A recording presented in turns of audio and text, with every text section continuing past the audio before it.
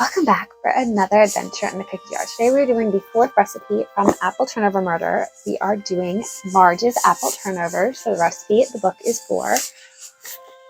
It's the page and it's 2 pages. I have never. Oh, nope. We got to keep going. 2 pages there. So about 5 pages in total for the instructions. I've never really worked with puff pastry. I've never made turnovers before. So hopefully this goes well. I have no idea how this is going to turn out though. It doesn't say to preheat your oven to 400, but it does later in the instructions. So you're probably going to want to do that. It starts off with Hannah's note. Marge uses commercial puff pastry dough for her turnover crust. She says life's too short to spend all day making puff pastry. She buys it frozen in sheets and thaws it as she needs it. One batch makes 8 turnovers, and Marge uses one 17.5-ounce package. Florence down at Red Owl carries Pepperidge Farm frozen puff pastry dough, and it contains 2 sheets. If you'd rather, you can use pie crust dough. Just remember to roll it a little thicker than you would for regular pie, since it won't be in a pie pan. For the crust, you want one 17.5-ounce package frozen puff pastry dough, 1 egg, a tablespoon of water, and white granulated sugar to sprinkle on top. The filling, you're going to want 4.5 cups cored, peeled, sliced, and chopped apples. It says I use 2 large Granny Smith apples and 2 large Fuji or Gala apples. I grabbed 2 of the green and 2 of the Fuji. Half a cup of sweetened dried cranberries, 1 tablespoon of lemon juice, 1/3 of a cup of white sugar, 1/4 cup of flour, 1/4 teaspoon of nutmeg, 1/4 teaspoon of cinnamon, 1/4 teaspoon of cardamom, and 1/4 teaspoon of salt. This is going to be a lot of back and forth checking the book for me today, because there's a lot of little instructions.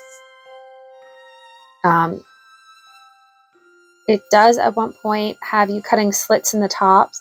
This is a very important step. Not only does it let out the steam when the turnovers bake, releasing a delicious aroma that you'll have the neighbors knocking at your door, it will also gives everyone a peek at the delicious filling when it's time to serve dessert.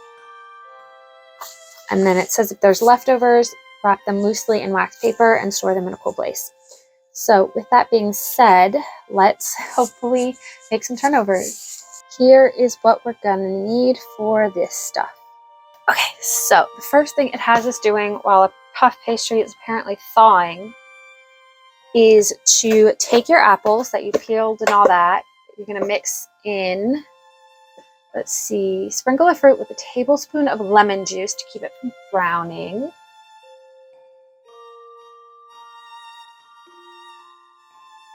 You're also going to mix in the cranberries.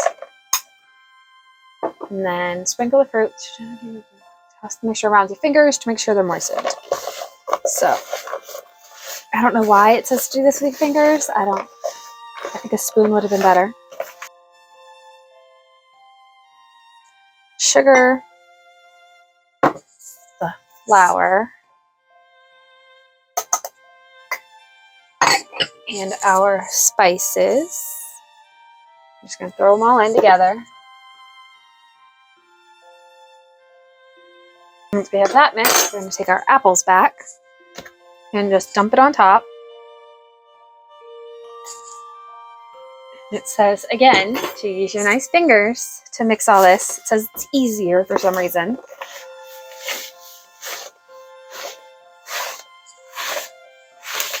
Now it says to preheat the oven to 400 with the rack in the middle position. I'm so used to it saying it at the beginning of the recipes. So now it says once your puff pastry has thawed, to roll it out to 12 inches on a floured board.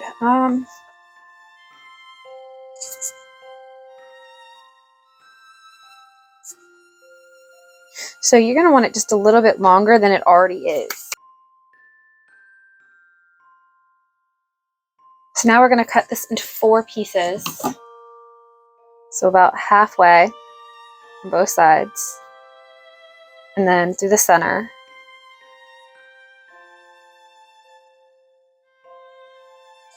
Or equal parts, or nearly equal pieces. And then you're going to take your egg, add a tablespoon of water. So we're making an egg wash here. Transfer 1 square of puff pastry to the cookie sheet. Okay.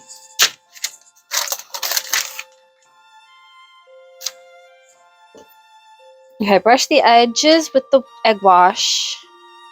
All right, edges are egg washed, so is my arm. You want about 1/2 cup to 1/4 cup and place it in the center of the square.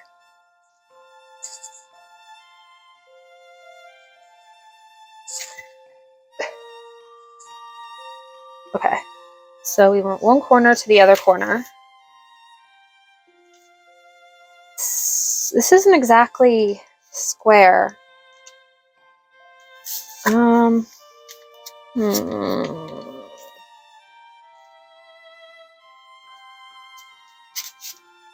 don't know about this.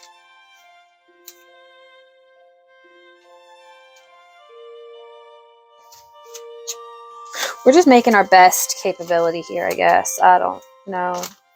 Apparently we want to crimp the edges shut.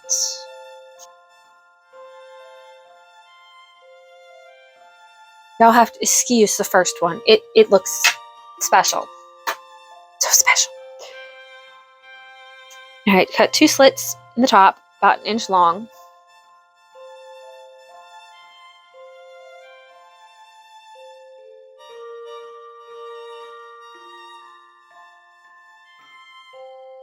You're supposed to egg wash it before you cut the top. So I did go back and egg wash the other one, but it was done after the fact. These are a disaster. I don't like this at all. They're not square. So edge to edge is not working the way it says it should. And then I'm left with this mess. There's going to be some lopsided turnovers. I think I'm going to try to cut these square.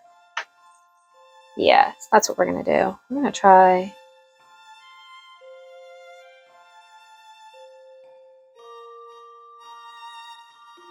Oh, don't forget to egg wash the tops.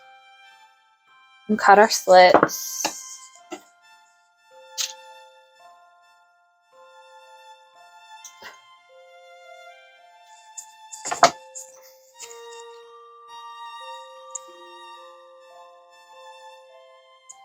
Go ahead and egg wash the insides.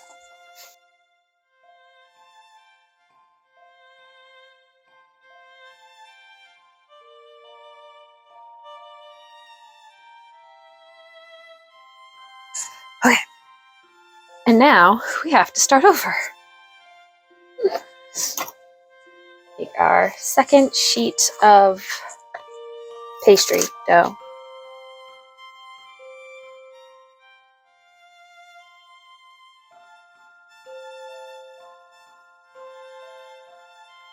I feel like I have a lot more filling than I need.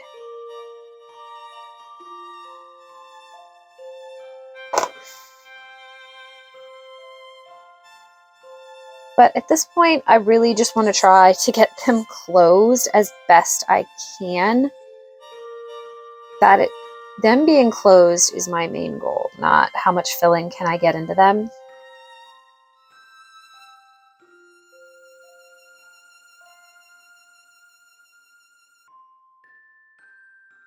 I cannot get this last one to seal.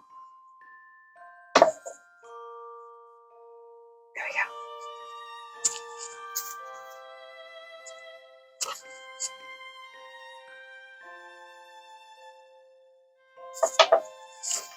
Alright, now I just need to brush them all. The last ones I just did.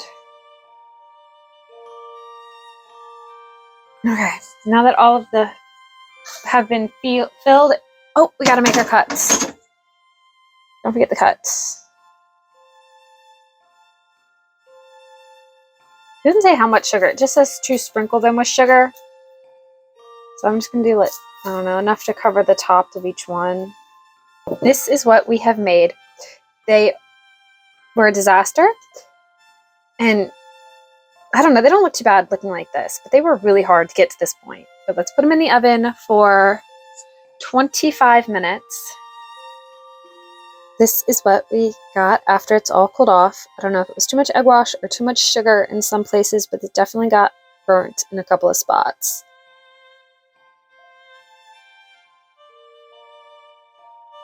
So like I said, a couple of them definitely got a lot more burnt than they should have. They feel really light. Like I feel like most of it's empty inside. Yeah, it doesn't look too bad. It's really good. They're definitely nice. They look a hot mess, but they taste really good. They're flaky and they're buttery and they're tart. I don't know how much they need the cranberries, but we'll twist on them, I guess. Overall, they were a pain in the keister to make, but they are actually really good. Do I think they taste better than if I had just gone to the store and bought a pack of pre-made apple turnovers? I think I would rather have done that. I really do. They don't taste that much better than the ones you can get from the store, and I would not have had to spend the last 2.5 hours making them. So, toss up. Next week, we are moving on to something called a mocha nut butterball. So I think they're going to be like truffle kind of things, I think. If you are interested in seeing what those are, join us next week. I hope you all have a good one.